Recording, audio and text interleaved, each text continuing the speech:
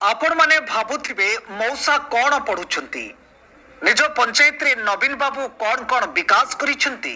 सेगुड़ी को आम पंचायत रो विकास पत्रिकाटिरु परखी देखुछंती मौसा एवं मौसी माने।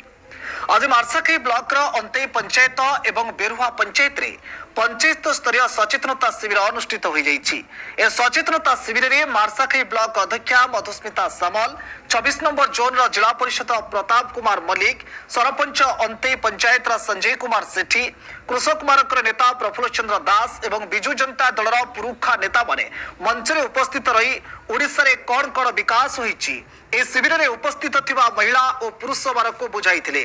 पंचायत गुड़िक आगुरी किपरि थिला एवं एबे किपरि भाबरे विकास हेउछि एवं ए विकास किए करूछि पंचायतवासी को जणाई दिया दैछि। कोन कहउछन्ते अंतई और बेरुआ पंचायत रा सरपंच सुनंतु। नमस्कार मु संजय कुमार सेठी सरपंच अंतई ग्राम पंचायत। देखो आपण माने देखुचंती आज जदि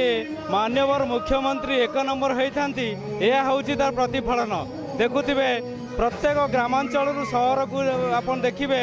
जो उन्नति क्षेत्र में जो मुख्यमंत्री जो विकासमूलक कार्यधारा बा योजना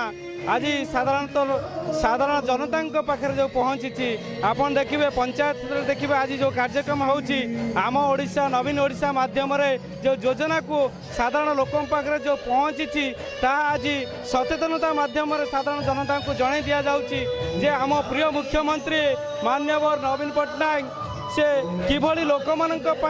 जो योजना करछंती ताहा किभली लोक पाखे पहुँचुची एवं ताहा किभली कार्यकारी होची ता आज यही कार्यक्रम आम ओडिशा नवीन ओडिशा कार्यक्रम माध्यम आपण को साधारण लोकों को सेमाने कार्यक्रम माध्यम सचेतनता कराउछंती। मु श्री बाबाई चरण स्वाई बेरुआ गाँव पंचायत सरपंच। आज जो आम ओडिशा नवीन ओडिशा जो कार्यक्रम चली केवल लोक मानू सचेतन करने कौन कौन काम सब आमर मुख्यमंत्री कर आज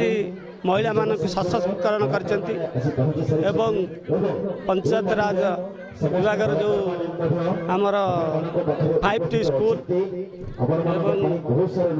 आमर वृद्ध मान और 60 वर्षर जो अच्छा भत्ता से 500 टका ना बढ़ाई जो मैंने 500 थिला 1000 कर जो मान 700 थिला 1200 कर कलाकार भत्ता 1200 टका कर यही सब योजना आज आम देश आम ओडिशा आगू को जाइए केवल नवीन पट्टनायक आमर प्रिय मुख्यमंत्री श्रीजुक्त नवीन पट्टनायक से सबुबले जनहितकर काम कर अशेष अशेष धन्यवाद दूसरी कृतज्ञता जनाऊँ।